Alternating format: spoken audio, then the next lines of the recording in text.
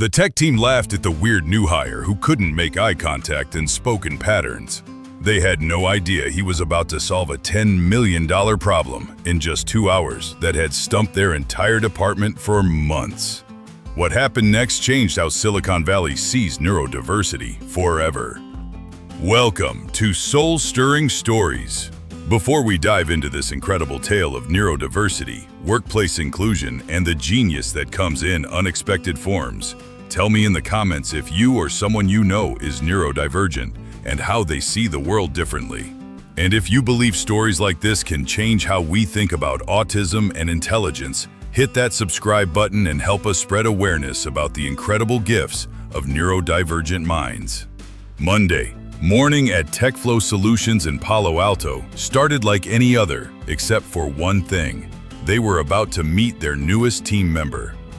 Chen had been hired as a junior software developer after a grueling interview process that focused more on coding skills than social interaction, a rare approach in Silicon Valley's culture-obsessed hiring practices. At 24, Alex was brilliant with code but struggled with the unwritten social rules of corporate life. He was autistic, though he rarely disclosed this information unless absolutely necessary. Past experiences had taught him that the word autism often led to assumptions, limitations, and a kind of workplace isolation that was harder to navigate than any coding challenge. When Alex walked into the open plan office that morning, carrying a worn backpack and wearing the same style of blue button-down shirt he wore every day, the development team barely looked up from their monitors.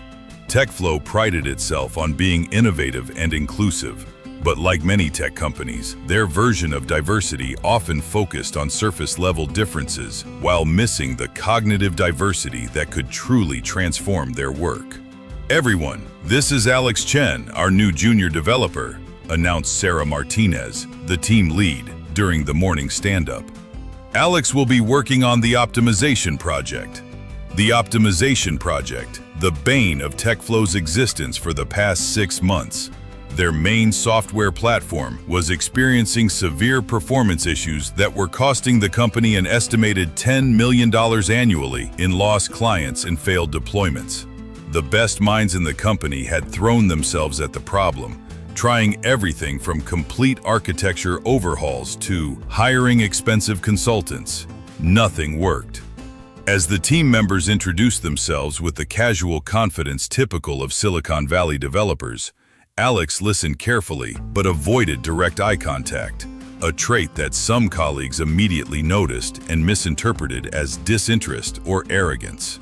"So Alex," said Ryan, a senior developer known for his quick wit and quicker judgments, "what's your background? Where'd you work before this?" "I was unemployed for 8 months, Alex replied honestly, his voice flat and matter-of-fact. "Before that, I worked at 2 companies, but the employment didn't work out." What Alex didn't mention was that both previous jobs had ended not because of his technical abilities, which were exceptional, but because of misunderstandings about his communication style and social needs. One manager had written in his performance review that Alex was not a team player because he preferred written communication over constant meetings. Another had suggested he might be better suited for a different environment after Alex had difficulty with the company's mandatory fun social events. The team exchanged glances. In Silicon Valley's fast-moving culture, employment gaps were often seen as red flags, and Alex's blunt honesty about his struggles didn't match the typical narrative of ambitious, networking-savvy developers. Over the first few weeks, Alex's differences became more apparent to his colleagues. He wore the same style of shirt every day, not because he couldn't afford variety, but because the familiar texture and fit helped him focus on work rather than sensory distractions. He brought the same lunch every day, a peanut butter sandwich, apple slices, and a specific brand of granola bar. His desk was meticulously organized in a way that seemed obsessive to others, but was essential for his productivity. During team meetings, Alex rarely spoke unless directly asked a question. And when he did speak, his responses were precise, but sometimes seemed to miss the social subtext that others naturally understood. When Ryan made jokes, Alex didn't laugh, not because he was unfriendly, but because he processed humor differently and was often focused on the technical content being discussed. He's kind of weird, isn't he? Whispered Lisa, a front-end developer, during a coffee break that Alex had skipped in favor of working through lunch. Yeah, he never joins us for drinks. Never talks unless it's about code, replied Marcus, another team member. I don't think he really fits the culture here. What they didn't realize was that Alex was absorbing everything. While they saw his quiet observation as disengagement, Alex was actually processing the codebase with an intensity and depth that neurotypical minds rarely achieved. He was seeing patterns in the code that others missed, noticing inefficiencies that were invisible to developers who thought in more conventional ways. The optimization project continued to frustrate everyone. Daily stand-ups became exercises in creative excuse-making as the team reported minimal progress. The senior developers had tried every conventional approach, optimizing database queries, refactoring bottleneck functions, implementing caching strategies, even bringing in external architects to review their approach. As the meeting continued, with increasingly desperate brainstorming, Alex's pattern recognition, a cognitive strength common in many autistic individuals, was working in overdrive. He could see the solution clearly, like a mathematical equation that suddenly resolves into perfect symmetry. But past experiences had taught him to be cautious about speaking up, especially with ideas that might seem unconventional. What if we're approaching this wrong? Alex said quietly, his voice barely audible over the discussion. The room didn't notice at first. Conversations continued about hiring more consultants and potentially scrapping months of work to start over. Excuse me, Alex said slightly louder. I think I can fix this. This time, the room fell silent. Ryan actually snorted, a sound he tried to cover with a cough. Alex, we appreciate your enthusiasm, Sarah said diplomatically. But this problem has stumped our most senior developers for 6 months. Maybe you should focus on getting familiar with our existing codebase first. But something in Alex's certainty made her pause. Unlike the tentative suggestions that had been floating around the room for months, Alex spoke with the quiet confidence of someone who had seen something others had missed. Can you show us what you're thinking? Sarah asked. Alex moved to the whiteboard with a focus that transformed his entire presence. Gone was the awkward, uncertain junior developer. In his element explaining code and algorithms, Alex became something extraordinary. The problem isn't in any single part of the code, he began, his voice gaining strength as he drew diagrams that most of the team struggled to follow. It's in the interaction patterns between the microservices. You're all optimizing individual components, but you're missing the emergent behavior of the system as a whole. As he spoke, drawing complex flowcharts and mathematical relationships, something remarkable happened. The senior developers stopped looking skeptical and started looking intrigued. Alex wasn't just pointing out problems, he was revealing elegant solutions that none of them had considered. The data flow creates a resonance pattern, Alex continued, his excitement about the problem overriding his usual social anxiety. It's like a traffic jam that creates more traffic jams. But if we adjust the timing algorithms here, and here, he marked 3 specific points on his diagram, we can create a cascade effect that optimizes the entire system. Ryan, who had been the most dismissive, was now leaning forward, studying Alex's diagrams. Wait, are you saying the delays are actually creating feedback loops that compound the performance issues? Exactly, Alex replied, making eye contact for perhaps the first time since he'd started working there. And the beautiful thing is, we don't need to rewrite anything. We just need to adjust the timing parameters in. The room was silent as the implications sank in. What Alex was proposing wasn't just a fix. It was an elegant solution that worked with the existing system rather than against it. How long would it take to implement? Sarah asked. Alex paused, calculating. About 2 hours to make the changes. Then we'd need to test, but I'm confident it will work. 2 hours. to solve a problem that had consumed 6 months of effort and threatened a multi-million-dollar contract. Let's try it, Sarah decided. What happened next would become legendary in TechFlow's company history. Alex implemented his solution with a focus and precision that amazed his colleagues. He worked in what psychologists call flow state, a level of concentration that many neurodivergent individuals can achieve more easily than neurotypical people when working in their areas of strength.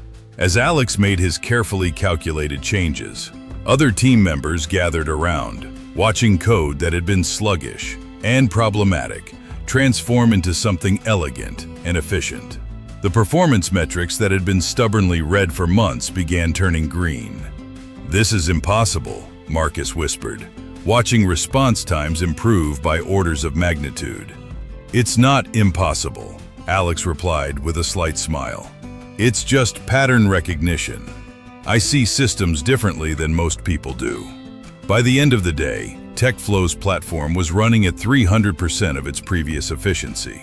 The client, who had been threatening to leave, sent an email praising the miraculous improvement. Management, who had been preparing for difficult conversations about the project's failure, instead found themselves with a solution that exceeded all expectations. The impact extended far beyond technical metrics. Word of Alex's breakthrough spread through Silicon Valley's tight-knit tech community. Other companies began reaching out, not just to learn about the technical solution, but to understand how TechFlow had unlocked such innovative thinking. The answer, as Sarah began to realize, was by accidentally creating space for a different kind of mind to thrive. "I owe you an apology," Ryan approached Alex the next morning. "I completely underestimated you. I let assumptions about how people should act get in the way of recognizing actual brilliance." Over the following weeks, TechFlow's culture began to shift. Instead of prioritizing social fit over cognitive diversity, they started valuing different types of intelligence. They implemented changes that made their workplace more inclusive. Written meeting summaries for those who processed information better in text. Flexible social policies that didn't penalize people for different communication styles. And recognition that innovation often comes from perspectives that don't fit traditional molds. Alex was promoted to senior developer within 3 months, a meteoric rise that reflected not just his technical contributions, but the new understanding that neurodivergent thinking could be a competitive advantage rather than an accommodation challenge. The story didn't end there. Inspired by Alex's example, TechFlow began actively recruiting neurodivergent developers. They partnered with autism advocacy organizations and adjusted their hiring practices to identify talent that might be overlooked by conventional interviews focused on cultural fit rather than cognitive ability. Within a year, TechFlow's reputation as an inclusive, innovative company attracted top talent from across the neurodivergent community. Their products became known not just for technical excellence, but for the kind of creative problem-solving that emerges when different types of minds collaborate. Alex became an informal mentor for other neurodivergent employees, helping them navigate workplace challenges while also educating neurotypical colleagues about the strengths that come with different neurological wiring. "Autism isn't something I have," Alex explained during a company presentation about neurodiversity. "It's how my brain works. It's why I can see patterns that others miss, why I can focus intensely on complex problems, why I notice details that might be overlooked. In the right environment, these aren't limitations, they're superpowers." The presentation was recorded and shared widely in tech circles, contributing to a growing movement toward neurodiversity inclusion in Silicon Valley and beyond. Today, Alex leads TechFlow's innovation team, where his pattern recognition abilities continue to solve problems that stump conventional approaches. His team includes both neurotypical and neurodivergent developers, creating a cognitive diversity that consistently produces breakthrough solutions. More importantly, his story has inspired countless other neurodivergent individuals to pursue careers in tech, knowing that their differences aren't obstacles to overcome, but strengths to celebrate. The optimization solution that Alex created in those famous 2 hours is still running, still saving TechFlow millions of dollars annually. But the real impact of that moment extends far beyond code and profits. It changed how an entire industry thinks about intelligence, creativity, and the value of minds that work differently. Alex Chen's story reminds us that genius comes in many forms, and innovation often emerges from perspectives that don't fit conventional molds. His autism wasn't a barrier to overcome. It was the source of the unique thinking that solved an impossible problem and transformed a company's culture. If this story opened your eyes to the incredible potential of neurodivergent minds, please give it a thumbs up and share it with your friends, family, and colleagues. Your share might help create more inclusive workplaces where different types of intelligence are valued and celebrated. Subscribe to our channel for more stories that challenge assumptions, celebrate diversity, and prove that the greatest innovations often come from the minds that think differently. Thank you for watching, and remember, in a world that often demands conformity, the greatest breakthroughs come from those brave enough to think, work, and problem solve in their own unique ways.